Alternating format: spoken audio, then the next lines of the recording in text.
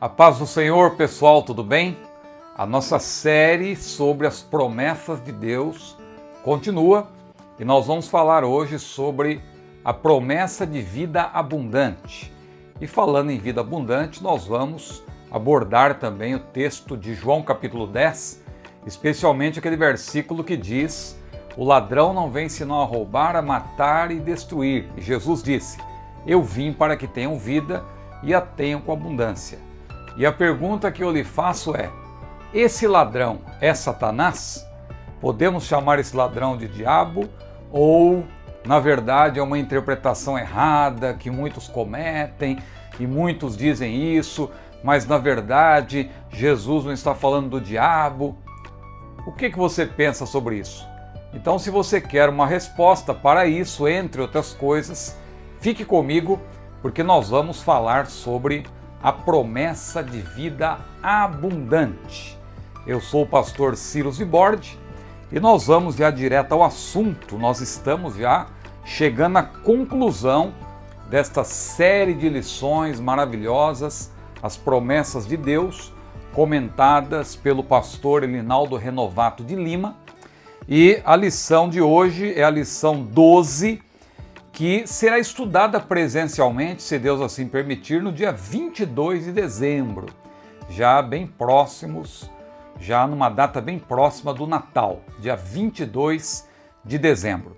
Então, nós vamos começar com a leitura do texto áureo, que está em João, justamente João capítulo 10, versículos 9 e 10, que todos nós sabemos de cor, mas a Bíblia é um livro tão abençoado, tão maravilhoso, que só de lê-la nós já somos abençoados. Então vamos ler, João 10, 9 e 10. Disse Jesus: eu sou a porta, se alguém entrar por mim, salvar-se-á, e entrará e sairá e achará pastagens. O ladrão não vem senão a roubar, a matar e a destruir. Eu vim para que tenham vida e a tenham com abundância. E a verdade prática nos diz o seguinte: o Senhor Jesus tem uma promessa de vida abundante para quem se relaciona com Ele de maneira plena. O texto bíblico básico, então, o texto que nós vamos tomar como base é João capítulo 10. Nós vamos fazer uma abordagem panorâmica de toda a passagem que nos apresenta Jesus como pastor, e se Ele é o pastor, claro, nós somos o seu rebanho. Mas a ênfase recairá especialmente sobre os versículos 17 e 18. Vamos lá então, eu peço que você, claro, se gostar desse vídeo, curta, ou se você está em dúvida se vai gostar ou não, mas está aí iniciando conosco, curta. Depois, se você não gostar, você pode descurtir também. Você também é convidado a inscrever-se no nosso canal e também, se desejar, pode tornar-se membro. Você entrando no nosso canal, você tem, inclusive, eu coloquei um vídeo em destaque, que é esse vídeo aqui, ó, seja membro do canal. Se você clicar nele, você vai ver que já é mencionado, já é apresentado aí uma explicação objetiva de como você pode se tornar membro do nosso canal. Maravilha! Então vamos aqui então iniciar propriamente o nosso comentário, a promessa de vida abundante. Esse roteiro que você está acompanhando aqui, você pode tê-lo e assim você pode imprimir e fazer apontamentos, caso você seja membro do canal, porque sendo membro, sendo apoiador do nosso canal, você tem acesso a todo o nosso acervo e para isso é só você abrir aquele vídeo que eu mostrei, porque abrindo aquele vídeo você tem toda a explicação, é só clicar no botão Seja Membro e ali temos toda a explicação. Muito bem, então, introduzindo o assunto, esta é a 12ª lição e ela gira em torno, como eu falei, especialmente de João capítulo 10, versículos 1 a 18. Que é a passagem pela qual o Senhor Jesus se apresenta como o bom pastor, ou como diz no grego, hopoimen hokalos, o bom pastor.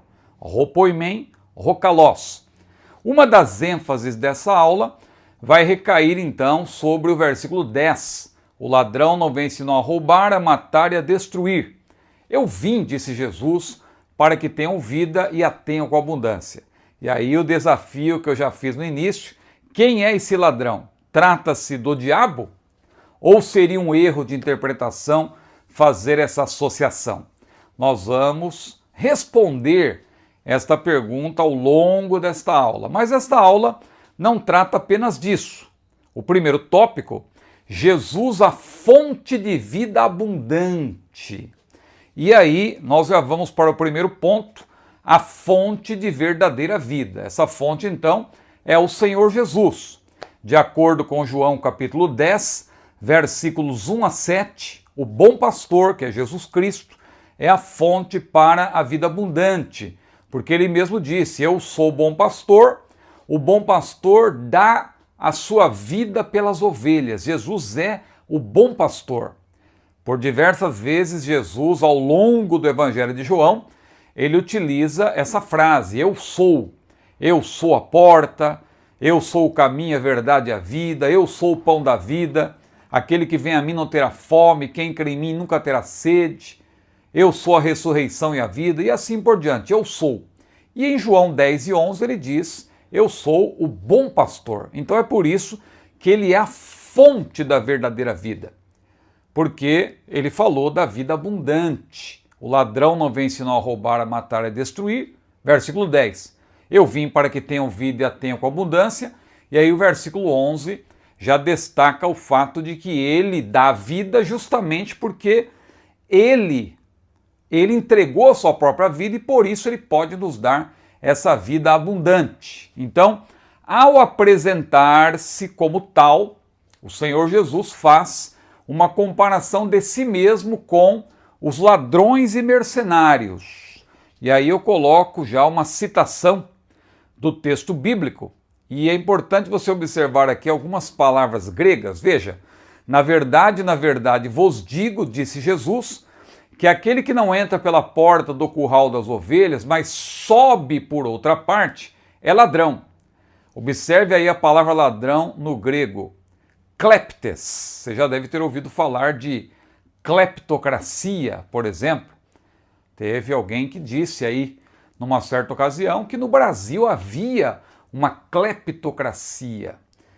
Então, é algo relacionado com roubo, com aqueles que exercem a função de um ladrão. Então Jesus aqui fala do ladrão, que é kleptes, e também fala do salteador, que é lestes. Então, kleptes e lestes. Aquele, porém, que entra pela porta é o pastor das ovelhas. Então, o Senhor Jesus, ele mesmo, aí é um modo conotativo e não denotativo, ele está fazendo uma comparação.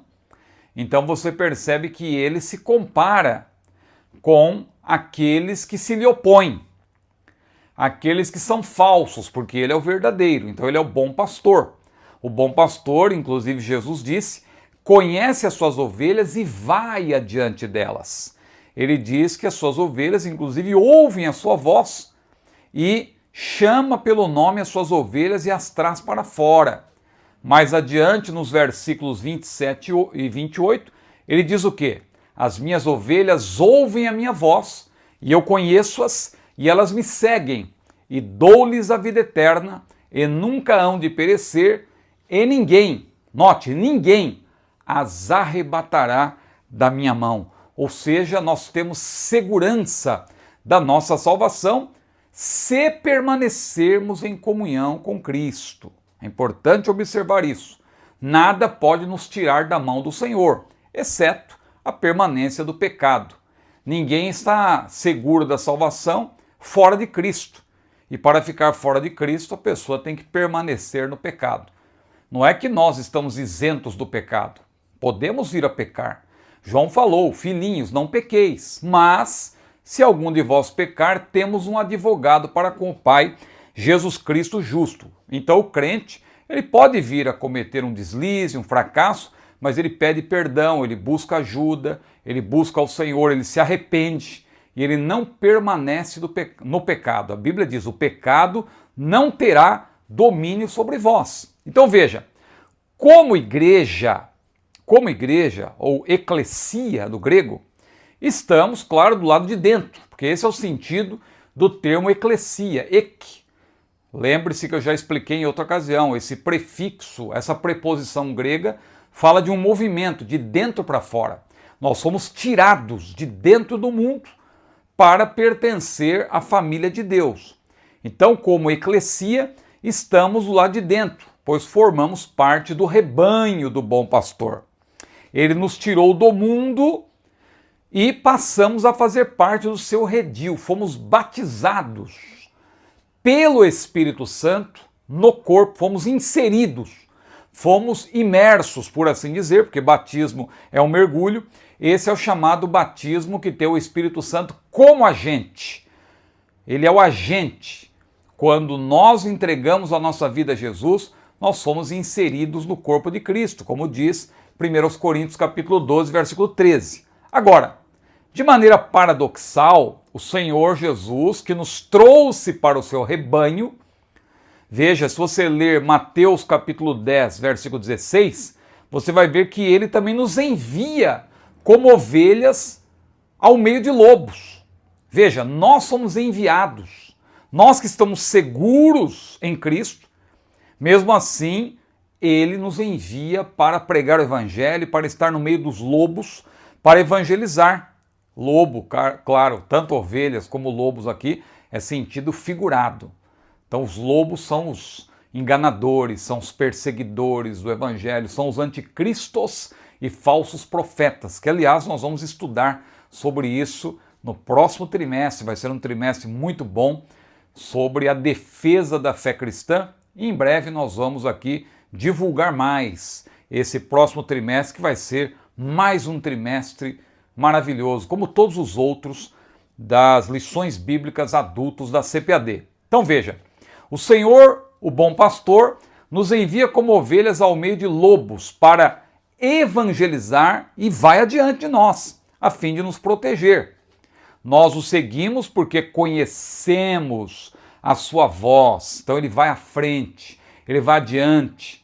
Ele disse: edificarei a minha igreja e as portas do inferno não prevalecerão contra ela. Nada pode deter a marcha da igreja.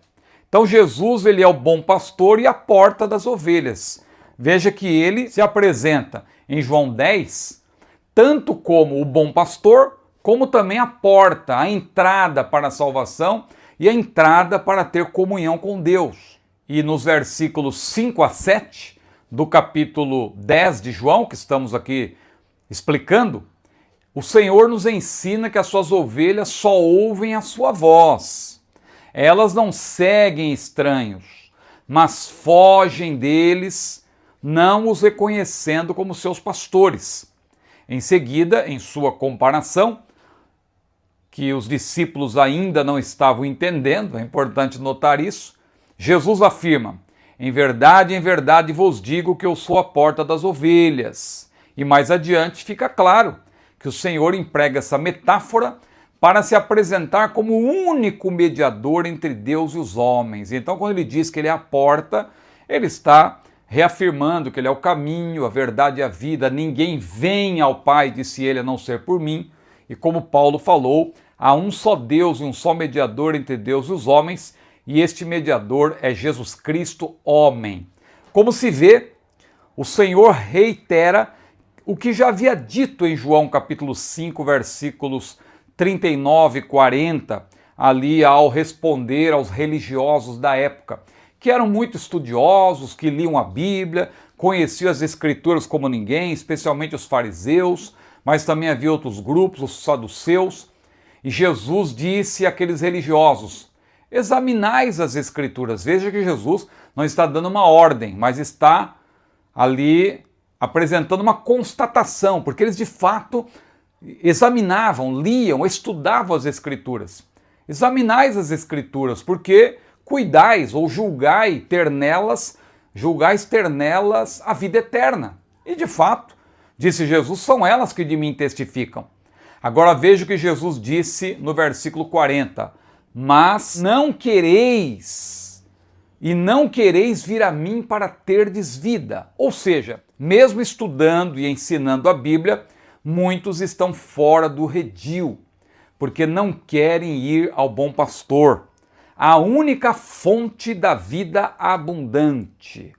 Maravilha, vamos agora para o segundo ponto, a fonte da vida abundante. Veja que o primeiro ponto, você vê aqui uma semelhança entre os pontos, mas a diferença, eu desdobrei bem esse ponto, a fonte de verdadeira vida. Então, o segundo ponto é praticamente uma continuação, a fonte de vida abundante. Agora o destaque, a ênfase recai sobre essa particularidade ou essa ênfase para a vida que Jesus nos dá, que é uma vida abundante. Ela é eterna, evidentemente, que já começa aqui e agora. Jesus falou, aquele que ouve as minhas palavras e crê naquele que me enviou, tem a vida eterna. Então a vida eterna, ela já começa agora. Mas ainda nós não fomos revestidos da imortalidade, da incorruptibilidade, que vai acontecer somente por ocasião do arrebatamento da igreja. Mas hoje, aqui e agora, nós já temos vida abundante. Então note, em João 10, 8 a 10, fica ainda mais evidente o contraste entre o bom pastor, a porta exclusiva para a salvação, e os ladrões e salteadores que vieram antes dele. Jesus falou, todos aqueles que vieram antes de mim são ladrões e salteadores. Agora, vamos desdobrar isso aqui porque eu vou responder aquela pergunta que eu prometi daqui a pouco. Note, Jesus é a porta para a vida abundante, versículos 8 e 9. Ser salvo significa ter a certeza da vida eterna, mas também ter, repito, aqui e agora, vida com abundância. Por isso, o Senhor Jesus diz que o pecador salvar-se-á, e entrará e sairá e achará pastagens. Em outras palavras, ele propicia às suas ovelhas liberdade, segurança e também a alimentação. Ele cuida de nós em todos os sentidos. A alimentação aqui, sobretudo, espiritual, porque Jesus aqui está utilizando, repito, um modo conotativo. Ele está apresentando uma representação. Então, claro, ele está falando no plano espiritual, mas ele cuida de nós em todos os sentidos. Afinal, o Senhor é o nosso pastor, nada nos faltará, diz o Salmo 23. Mas vamos adiante. Continuando nesse desdobramento, agora um segundo ponto importante. E aqui eu respondo a pergunta que eu prometi no início. O ladrão que vem para roubar, matar e também destruir é o diabo? Veja, o texto evidentemente não diz que é o diabo. Mas nós temos que nos lembrar que a Bíblia é análoga. Eu já vi muita gente aí supervalorizando essa questão para querer dizer, no passado você aprendeu que era ladrão, mas não é ladrão coisa nenhuma, isso é uma péssima exegese e tal. Alto lá, não é bem assim não. Tem gente querendo reinventar a roda aí. E eu vou provar para você por quê. Eu até escrevi, vou ler o que eu escrevi, para eu ter poder de síntese. Senão, como diz aí na linguagem popular, eu acabo me empolgando e vou ficar falando muito sobre isso e não é o objetivo. Quero dar uma explicação bem sucinta. Então veja, alguns teólogos estão dizendo que não podemos chamar de ladrão, aí mencionado nessa passagem, chamar o ladrão dessa passagem como se fosse Satanás. Para eles o Senhor se referiu aos pastores e mercenários, ou os pastores mercenários e não ao maligno. Isso é verdade? Em certo sentido, sim, mas não é a verdade total. Vamos procurar entender melhor. Vamos avançar. Precisamos considerar o contexto e distinguir os modos denotativo e conotativo. Eu tenho aqui explicado que Jesus está utilizando o modo conotativo. Ele está apresentando uma ilustração. Ele está se apresentando como pastor, em contraste com aqueles que, claro, são falsos pastores, são mercenários, são ladrões. Mas Vamos procurar entender. Nós temos que considerar o contexto e distinguir os modos denotativo e conotativo. O primeiro, claro, que é o denotativo, está ligado ao sentido literal do texto, é aquilo que o texto denota, o texto significa. Tem vínculo direto de significação, sem sentidos derivativos ou figurados, que um nome estabelece com um objeto da realidade. Isso é denotação. Esse é o modo denotativo. Agora, a conotação é diferente.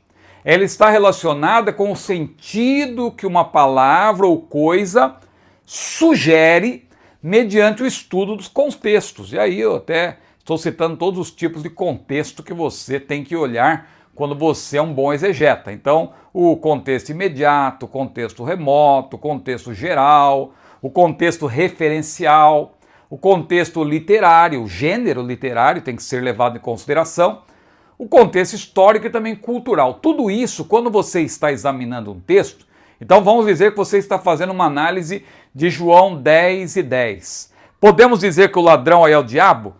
Alguém poderá diretamente dizer, claro que não, Jesus está fazendo uma comparação com aqueles que são mercenários, com os falsos pastores. Não é o diabo. Veja, de fato, se você fizer uma análise assim, sem se aprofundar, você pode fazer uma afirmação assim. Mas eu estou convidando você a ir mais além e considerar também outros aspectos, até porque a Bíblia é análoga. O que significa a Bíblia ser análoga? A Bíblia explica a própria Bíblia. Então veja como é importante isso aqui que eu vou falar agora. A quem Jesus se refere na ilustração de João 10? O Senhor, observe, repito, ele apresenta verdades de modo conotativo, como o próprio contexto imediato indica. Jesus disse-lhes por parábola, Jesus disse-lhes esta parábola, versículo 6. Então, se ele está falando em parábola, se ele está falando de maneira parabólica, claro que é uma linguagem aí valendo-se do modo conotativo. Não é o que de fato significa, mas é uma representação. Se é uma representação, nós temos que entender o objetivo final dessa comparação de Jesus. Então veja, de maneira metafórica, ele chama a si mesmo de bom pastor. Se ele está se chamando a si mesmo de bom pastor, e ele também chama os seus seguidores de ovelhas, porque ele diz, as minhas ovelhas ouvem a minha voz, como eu já citei. Veja que interessante agora. Quando ele emprega o termo ladrão no singular e também no plural, claro, ele está se referindo a quem? Ele está se referindo também ao diabo, irmãos. Porque o diabo não é mercenário, o diabo também não é ladrão. Em contraste com Jesus, ele é a porta, ele é o bom pastor, e os outros são ladrões? Ora, se os outros são ladrões, os outros que se opõem a ele, quem é o principal dentre esses outros que se opõem a ele? No próprio Evangelho de João, se você retroceder ao capítulo 8, versículos 44 ali em diante, 41 em diante, até o 44, Jesus diz que Satanás é o quê? Ele é homicida. Ele nunca se firmou na verdade. Ora, se o diabo é homicida, é claro que ele é um desses a quem Jesus se refere, quando ele fala do ladrão, aquele que veio para roubar, para matar, para destruir. Então veja como tudo precisa ser observado numa análise ampla. Quando ele emprega o termo ladrão no singular e no plural, refere-se a quem? Ao diabo e aos seus agentes, sem dúvida nenhuma. Isso é ponto pacífico para quem prioriza a regra áurea da hermenêutica. A Bíblia interpreta a própria Bíblia. O ladrão em contraste com o bom pastor, que ele está mencionando. Depois de mencionar os ladrões no plural, note que o Senhor estabelece um contraste entre ele, que veio para nos dar a vida com abundância, e o ladrão que vem para roubar, matar e destruir. Ora, quem é, eu pergunto, o maior inimigo do Senhor Jesus? Quem é o ladrão dos ladrões? O ladrão que não é apenas um ladrão, ele é o ladrão. É o diabo, irmãos. Quem é o principal roubador, homicida e destruidor, oponente daquele que veio para nos dar a vida eterna, à luz da analogia geral da Bíblia? Indubitavelmente, é o homicida e pai da mentira, o diabo, que o Senhor Jesus já havia mencionado, repito, em João 8, versículo 44. Agora, olha o que o teólogo Elmer Towns, ele diz. A semelhança entre o propósito do ladrão, João 10:10, e a ação do lobo, versículo 12, mais uma vez identifica os judeus com Satanás.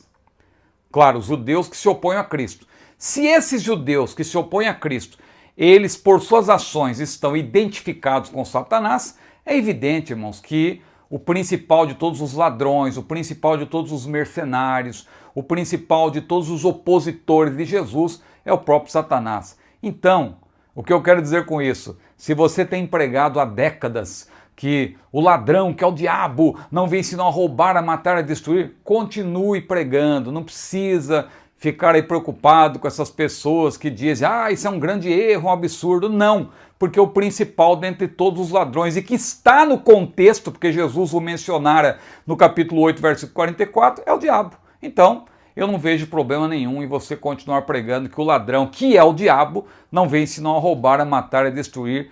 Mas Jesus disse, eu vim para que tenham vida e a tenham com abundância. Mas vamos avante. Tem agora o ponto 3, a fonte de amor. Porque o bom pastor, claro, ele é amoroso, ele é um Deus de amor. O mercenário, em contraste com o bom pastor, claro, ele não tem amor. Porque o bom pastor, ele dá vida abundante às suas ovelhas, porque antes, por amor, ele deu a sua própria vida por elas. Então ele dá vida abundante a elas, porque antes ele já entregou a sua própria vida, ele morreu. Deus prova o seu amor para conosco, em que Cristo morreu por nós, diz a Bíblia, sendo nós ainda pecadores. E por isso, ele mesmo reafirma, eu sou o bom pastor, ou como diz no grego, ego eimi ropoimen rokalos. Eu sou o bom pastor e conheço as minhas ovelhas, e das minhas ovelhas sou conhecido. Já o mercenário, que é o diabo também, o diabo é o principal dentre todos os mercenários, ao contrário de Jesus, que se sacrificou em prol das ovelhas, não as protege. As protege, visto que elas não são suas. Assim, quando vê o lobo se aproximando, aí falando especificamente do obreiro mercenário, o obreiro usado por Satanás. Então, agora tem uma ênfase maior para o obreiro. Quando ele vê o lobo se aproximando, quando ele vê o perigo, aí é um mau obreiro, é um obreiro desviado, é um obreiro que, na verdade, não está fazendo a vontade de Deus, está fazendo a própria vontade de Satanás. Ele abandona as ovelhas, permitindo que elas sejam arrebatadas e dispersadas. Agora, os verdadeiros pastores seguem o exemplo de Jesus. Não por acaso João falou, todo aquele que diz que está nele também deve andar como ele andou. E Pedro também disse, para isto sois chamados, porque Cristo padeceu por nós, deixando-nos o exemplo para que sigais as suas pisadas. Então, os verdadeiros pastores seguem o exemplo de Jesus, enquanto os falsos e maus pastores, os mercenários, que têm Satanás como seu líder, embora não admitam isso, embora falem muito de Deus, mas esses são aqueles que naquele grande dia vão chegar diante do Senhor e dizer, Senhor, não profetizamos em teu nome não expulsamos demônio, em teu nome não fizemos muitas maravilhas? E o Senhor lhes dirá abertamente, apartai-vos de mim, que eu nunca vos conheci. Mateus capítulo 7, versículos 21 a 23. Então veja que os falsos e maus obreiros, que são mercenários, não têm qualquer cuidado com as ovelhas. Outro ponto importante, o bom pastor e sua obra consumada. É o que ele menciona nos versículos 15 a 18. Da mesma forma que o pai conhece seu filho unigênito, este o conhece. Por isso, Jesus consumou a obra que o pai lhe outorgou, entregando a sua vida pelas ovelhas. Por isso ele disse na cruz, está consumado. João capítulo 19, versículo 30, está lá, quando ele estava na cruz, está consumado. Mas Não pense que o bom pastor morreu apenas por um grupo seleto de eleitos, como muitos pensam. Como Deus amou o mundo de tal maneira, e o mundo aí, claro, é a totalidade do mundo, Deus amou a toda a humanidade, Ele quer também que todos sejam salvos e venham ao conhecimento da verdade. Claro que nem todos são salvos, mas não é porque Deus não quer. Alguém dirá, mas se Deus quer, por que não são salvos? Porque Deus não criou seres autômatos. Deus dotou-nos de liberdade. Nós somos seres livres. Então, mesmo com tudo que Deus preparou para nós sermos salvos, mesmo com a graça vindo sobre nós, a chamada graça que vem antes, como nós pregamos, a graça preveniente, o ser humano ele não é obrigado a ser salvo. Não existe, do nosso ponto de vista, claro, nós que somos da Assembleia de Deus, não existe graça irresistível. Deus, ele não impõe a salvação, ele propõe. A salvação não é imposta, ela é proposta. Então, só para voltar aqui à construção do pensamento, como Deus amou o mundo e quer que todos sejam salvos, Ele mesmo, o Senhor Jesus, afirma que tem outras ovelhas que não são deste aprisco. Também me convém agregar estas, e elas ouvirão a minha voz, e haverá um rebanho e um pastor. João capítulo 10, versículo 16. Ele não foi um mártir, é bom que se diga. Não morreu prioritariamente porque quiseram matá-lo. Porque o mártir, ele tem uma causa, evidentemente, mas ele morre prioritariamente porque querem matá-lo. Não foi isso que aconteceu com Jesus. Jesus disse, eu dou a minha vida e tenho poder para tornar a tomá-la, e este mandamento eu recebi de meu Pai. Quando Jesus estava ali para ser crucificado, antes dele ser preso, Pedro, diz a Bíblia que ele desembainhou a sua espada e ali feriu o servo do sumo sacerdote, lá o Malco. Mas o que Jesus falou para Pedro? Pedro, põe de volta aí a sua espada na bainha. Ou pensas tu, Pedro, que eu não poderia orar ao meu Pai agora e ele me daria 12 legiões de anjos, cerca de 72 mil anjos para me livrar? Se Jesus quisesse, ele teria feito isso. Mas ele não foi um mártir. Ele não morreu prioritariamente porque quiseram matá-lo, como ocorre com todos os que defendem sua causa até a morte. Ele veio para morrer pela humanidade, por isso ele afirma que deu a sua vida e por isso também teve poder de tornar a tomá-la. Vamos agora para o segundo tópico, a vida abundante. A vida abundante, o primeiro ponto é o conceito de vida abundante. O que seria a vida abundante? Eu já falei aqui nesta aula que a vida eterna, claro, começa aqui e agora. Mas a vida eterna, ela é muito mais ampla. A vida abundante tem a ver com esta vida aqui na Terra. Então nós temos aqui na Terra já uma vida abundante. Este termo então não é o equivalente de vida eterna, embora Jesus tenha dito, quem ouve a minha palavra e crê naquele que me enviou, tem a vida eterna. Já começamos a ter e a desfrutar da vida eterna agora, mas ainda não fomos revestidos, repito, da imortalidade, da incorruptibilidade, porque isso só vai acontecer no dia do arrebatamento da igreja, como está lá em 1 Coríntios capítulo 15, versículos 50 a 55, inclusive nós fizemos recentemente um vídeo para responder aquela questão, se haverá tristeza no céu ou haverá tristeza no tribunal de Cristo, e nós defendemos que não haverá qualquer tristeza, justamente porque nós já seremos glorificados antes de irmos ao encontro do Senhor nos ares. Então veja, passamos a ter a certeza da vida eterna a partir do momento em que cremos em Jesus, pois se trata do dom gratuito de Deus para os salvos, como diz Romanos 6 e 23. Porém, só podemos desfrutar dela, dessa vida eterna, em toda a sua plenitude, quando o Senhor se manifestar. Nós só poderemos, não é, desfrutar dessa vida em toda a sua plenitude, que agora nós desfrutamos em parte. Nós sabemos em parte, nós conhecemos a Deus em parte, mas quando Ele vier, disse João, nós vamos também conhecer como Ele é. Como Ele é, nós o veremos. Agora, o termo vida abundante, aí é diferente. O termo vida abundante, ou vida com abundância, tem um sentido estrito, ligado à nossa vida com Cristo aqui na Terra. trata-se da completude da vida cristã, mas ainda na terra, antes de sermos glorificados. No Senhor, nós temos contentamento e nos sentimos realizados em todos os sentidos. Isto é, todas as nossas necessidades, todas, sejam elas espirituais, sejam emocionais, sejam elas físicas, todas essas nossas necessidades, elas são satisfeitas, porque nós temos uma vida abundante. Nós somos plenamente, nós estamos no Senhor e plenamente satisfeitos com a sua gloriosa presença. Olha o ponto 2. A vida abundante também influencia a família. Influência não significa necessariamente que a família do crente é automaticamente abençoada por Deus. Claro que não.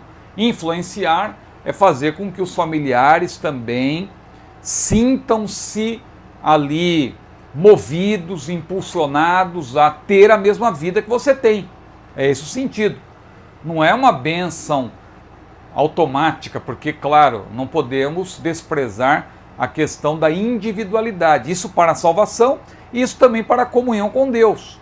Então veja, a ideia da salvação por aliança familiar é antibíblica e se assemelha à tese romanista da salvação por batismo sacramentalista.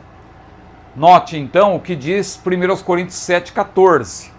O marido descrente é santificado pela mulher, e a mulher descrente é santificada pelo marido. De outra sorte, os vossos filhos serão imundos, mas agora são santos. Então muita gente pega esse texto para dizer, olha, se a pessoa se converte, a sua esposa automaticamente ela vai ser santificada e vice-versa. E não é isso que Paulo está falando. Paulo está falando da influência. Ele não se refere à salvação instantânea do cônjuge e dos filhos do salvo, e sim da influência positiva que ele passará a exercer sobre os seus familiares. Olha o que o próprio Paulo diz no mesmo texto. Porque de onde sabes, ó mulher, se salvarás teu marido? Ou de onde sabes, ó marido, se salvarás tua mulher? Então não tem como você salvar a pessoa. A salvação é por meio da graça. Mas você pode influenciar, você pode evangelizar, você pode dar o exemplo. Então, este é o sentido. Da mesma forma, quando Paulo disse ao carcereiro de Filipos que se ele cresce no Senhor Jesus Cristo, a sua família seria salva, crê no Senhor Jesus, será salvo tu e a tua casa, não quer dizer que ao se converter alguém, um pai de família, automaticamente toda a sua família já está salva. Não, a salvação é individual, a pessoa precisa crer em Cristo. Mas aquele pai de família, ele passa a exercer a influência sobre a sua esposa, sobre os seus filhos e assim por diante. Então, veja que Paulo fez essa afirmação no sentido de que a sua influência, a influência do pai, daquele homem, aquele carcereiro, como pai de família, levaria todos, ou poderia levar a todos da sua casa a receberem o Evangelho. Portanto, é nesse sentido que a vida abundante abrange os nossos familiares. Então, quando você desfruta de uma vida abundante, você tem comunhão com Deus, você tem uma vida exemplar, você é uma pessoa realmente diferente, você atrai. Veja o caso de Barnabé. A Bíblia diz que Barnabé chegou lá em Antioquia da Síria e muita gente se uniu ao Senhor. Olha o poder de atração. Moody, quando pregava, atraía muita gente. Charles Finney, os grandes avivalistas ou evangelistas, nós vemos que eles tinham um poder de atração. Jesus também. Porque a vida abundante, ela é contagiante. E isso ocorre também no caso da família. Se uma pessoa é salva, ela, claro, vai exercer influência sobre os seus familiares. Terceiro ponto. Diversas bênçãos provenientes da vida abundante. Ter vida abundante aqui e agora, porque a vida abundante, a promessa é para agora. Às vezes a pessoa pensa assim, não, eu vou ser salvo, a minha vida vai ser uma vida de dor, de sofrimento, mas graças a Deus que eu vou morar no céu. Sim, sem dúvida essa é a nossa maior esperança quanto ao futuro. Mas aqui e agora nós podemos ter uma vida abundante, uma vida de contentamento, uma vida que não está necessariamente ligada àquilo que nós possuímos.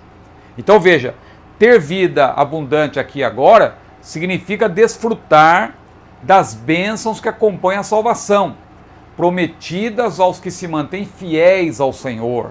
Implica ter paz com Deus e esperança, porque Jesus falou: deixe-vos a paz, a minha paz vos dou, não vou lá dou como o mundo a dá. Paulo falou também que nós temos esperança, e a esperança não traz confusão, porquanto o amor de Deus está derramado em nosso coração pelo Espírito Santo que nos foi dado. Também implica viver em amor e unidade com os irmãos. Olha aí os textos que você pode ler. Ou seja, o crente que tem comunhão com o Senhor é feliz, é tranquilo, é paciente, é altruísta, é bem-humorado e não se abala em meio às tribulações, pois entregou o seu caminho ao Senhor e descansa nele. Esse crente de vida abundante, como eu falei, irradia sua felicidade a ponto de cativar muitos e também incomodar a outros, porque uma pessoa feliz, irmãos, ela incomoda. Outro dia eu fiz até um post sobre isso lá no meu Instagram. No Instagram eu utilizo ali uma linguagem bem-humorada, faço uns gracejos, e eu até falei a respeito disso, que a melhor resposta que você pode dar para quem não gosta de você é o seu trabalho. A pessoa fala mal de você, a pessoa está te criticando, e aí falando mal até, te caluniando, mas quando você trabalha e o seu trabalho ele começa a se tornar notório e todo mundo percebe, isso, irmãos, acaba torturando ainda mais aqueles que te odeiam. Mas devemos procurar ter paz com todos os homens. Mas quando nós somos felizes, quando nós somos bem-sucedidos, não tem jeito. Isso, ao mesmo tempo que faz com que pessoas queiram ser como nós, felizes, e nós servimos de exemplo e de inspiração para muitos, outros vão ficar ainda mais irritados. Porque o que é inveja? A inveja, ela está ligada a um jogo de soma zero. O jogo de soma zero é aquele jogo pelo qual a pessoa não se contenta em receber algo para ela ser feliz. Ela só consegue ser feliz se ela vir o outro sofrendo, aquele que ela odeia, o objeto da sua inveja. Então ela não quer simplesmente ter o que a pessoa tem, ela quer que a pessoa não tenha nada, para ela poder se regozijar. Veja como isso é uma coisa diabólica, maligna, mas não tem lugar naquele que tem uma vida abundante. Terceiro e último tópico: o que identifica essa vida abundante? Então, primeiro ponto, a alegria do Senhor. A alegria do Senhor é a nossa força. Não é compatível com a promessa da vida abundante a conduta amargurada, queixosa, triste de um cristão, aquele cristão que vive reclamando de tudo. Não, irmãos, nós temos o fruto do Espírito. E o fruto do Espírito em nós faz com que nós tenhamos amor, alegria, gozo, paz, longanimidade, benignidade, bondade, fé, mansidão e também temperança. Claro que podemos experimentar momentos de tristeza. Nós somos seres humanos. Até o verbo de Deus se entristeceu. Paulo também passou por momentos de muita tristeza, momentos difíceis. Ser cristão não significa viver em um mar de rosas. Entretanto, a alegria do Senhor não é uma bênção passageira, ela é permanente, ela está dentro de nós e ninguém pode tirá-la, exceto o pecado. Lembra do salmista? Torna a dar-me, Senhor, a alegria da salvação. Porque o pecado faz com que nós saiamos das mãos do Senhor. Jesus falou: as minhas ovelhas ouvem a minha voz, eu conheço-as e elas me seguem, nunca hão de perecer, e ninguém as arrebatará da minha mão. Ninguém pode. Mas se você pecar, você voluntariamente, se você permanecer no pecado, não é apenas, não vá pensar também como alguns irmãos que pensam que saem da mão do Senhor e voltam, saem e voltam. Não, você está seguro na mão do Senhor. Mesmo quando você peca, não quer dizer que você vai sair automaticamente da mão do Senhor. Agora, se você não se arrepende, você permanece no erro e comete erros repetidamente, não fazendo caso das advertências da parte do Senhor, claro que você vai se afastar da mão do Senhor. Isso é claro na Bíblia. Nós não devemos entristecer o Espírito Santo, porque pode acontecer conosco o que está lá em Isaías capítulo 63, versículo 10, em que o Espírito Santo se tornou inimigo do povo de Deus. Veja, irmãos, você ter o diabo como seu inimigo não é fácil, mas a Bíblia diz, vindo o inimigo como uma corrente de águas, o Espírito do Senhor arvorará contra ele a sua bandeira. Você tem o diabo como seu inimigo, mas o Espírito Santo está ao seu lado para te proteger. Agora, se você peca contra o Espírito Santo, você está querendo que ele próprio se torne seu inimigo. Aí você não tem quem possa protegê-lo. Aí você acaba cometendo a chamada apostasia.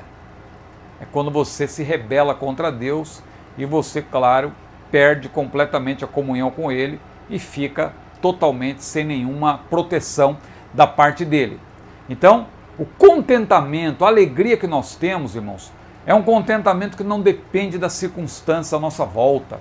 Abacuque falou, e nós outro dia citamos isso aqui em outra aula, ainda que o produto da oliveira minta, ainda que a figueira não floresça, ainda que nos currais não haja vacas, e ele foi enumerando ali muitas dificuldades, mas ele diz, eu todavia me alegrarei no Senhor, exultarei no Deus da minha salvação. E por aí vai.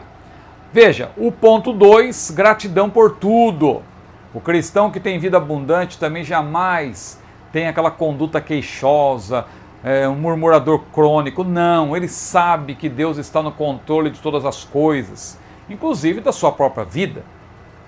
Ele, evidentemente, quer sempre obter o sucesso em tudo que faz, porém, não se prostra quando experimenta o fracasso. Nós estamos, irmãos, sujeitos ao fracasso, mas nossa vida está nas mãos do Senhor.